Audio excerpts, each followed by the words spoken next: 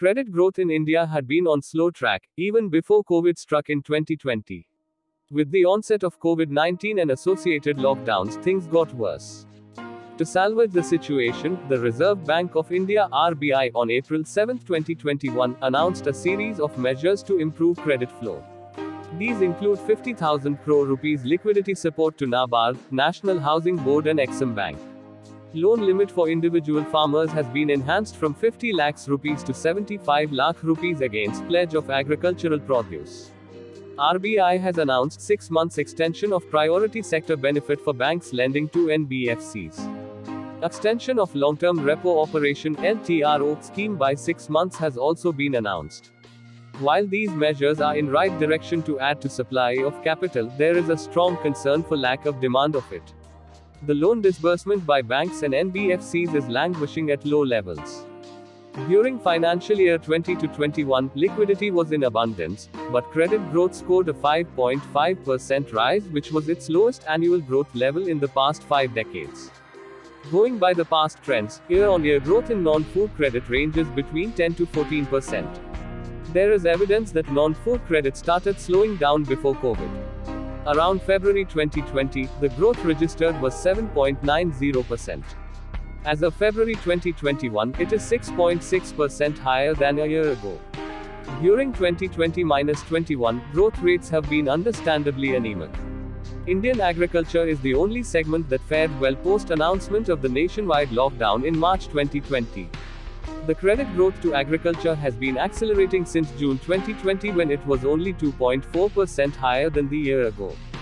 By February 2020, the growth rate had touched 10.2%. This growth rate is still much lower than the 12 to 15% growth in credit offtake during 2013-14 through 2016-17. The recent measures announced by RBI also focus on the agriculture and rural sector. But, the small size of lending to the agricultural sector and its historically lower than average growth implies that it has a limited ability to influence overall lending performance of the banks. Agricultural credit accounts for a little over 10% of the outstanding credit portfolio of scheduled commercial banks. The share of rural and semi-urban areas in SCB credit itself is quite low at around 22%. Metropolitan cities account for over 60% of the credit portfolio of SCBs. This is where state governments have started reimposing strict curbs. Due to resurgence of COVID-19 second wave, overall growth in SCB credit may therefore face some resistance in April 2021. To understand the possible trajectory of non-food credit offtake in 2021-22, we need to study the credit growth registered across various sectors. Credit offtake from industry was very poor in 2020-21. In each of the months from October 2020 through February 2021, outstanding SCB credit to industry was lower than it was a year ago, i.e. negative growth. This decline is concentrated in larger industrial units. As of February 2021, outstanding credit to large industrial units was 1.5% lower than it was a year ago. Large players are not in a mood for any capex. They are running at less than optimum capacity and therefore have no plans for expansion. Hence, it will be foolish to expect demand for credit from there. Average capacity utilization of manufacturing units was 66.6% in the December 2020 quarter, according to the RBI's Abacus survey. Industries are expected to revive their expansion plans only when capacity utilization reaches 75%. This does not look possible in the current fiscal given the large gap and the resurgence of COVID-19. Industry accounts for over 30% of SCB lending. The lack of demand from this sector is the primary reason why SCB loans growth would remain tepid in 2021-22. Another strong source for credit is housing loans. Housing loans account for a very substantial 14% of all loans of SCBs. They have been a major source of SCB loan growth. Growth in housing loans usually exceeds overall SCB loans growth by a large margin.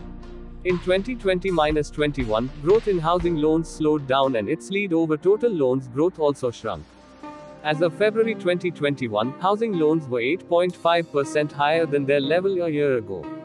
This is very low, as can be seen by the fact that till August 2020, growth rates were always in double digits, and in February 2020, the growth rate was over 17%.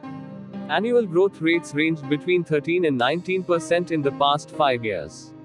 Now, year-on-year growth in housing loans has stabilized at 8-8.5% since September 2020.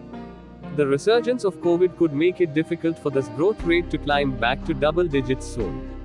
Vehicle loans have not slowed down much. They grew by 8.5% YoY as of February 2021 as compared to 9.1% in 2019-20. These loans account for a little over 2% of all loans. Housing loans and personal loans are part of the personal loans category as per the RBI's classification. Of the others in this category, loans against securities and education loans have been falling. Loans for consumer durables have been rising, but at a much slower pace than earlier. Personal loans have been growing year-on-year at about 9.5%. This is much lower than the 17% growth seen a year ago. NBFCs have been an important source of demand for bank loans. They use bank loans to fund their lending activities, which have a greater reach. NBFCs accounted for 9.8% of SCB loans in 2019-20. However, demand for loans by NBFC is on the decline. After growing at 30 to 40% during 2018-19 and 2019-20, growth in 2020-21 till February was less than 10%. Bank lending to NBFCs may increase a bit because the sector has been awarded the status of priority lending. But its growth is unlikely to reach the levels seen in the earlier years. Service providers like transport operators, traders, commercial real estate contribute 1.5%, 6% and 2.5% to outstanding SCB credit, respectively. Over the last 1 year, credit offtake by transport operators and traders reduced when they were operating at a lower scale. Their credit offtake started rising once again as business returned to near normalcy. The renewed curbs by state governments, therefore, do not bode well for bank credit offtake by these sectors. Almost all major sources of credit growth have lost momentum, and the resurgence of restrictions on mobility makes it difficult for this lost momentum to be recouped. Experts expect that SCB non-food credit may grow by about 6.2% in 2021-22 after growing by 5.5% in 2020-21. Earlier, in 2019-20 it had grown by 6.1%. These are very low growth rates compared to mostly double-digit growth rates till 2018-19.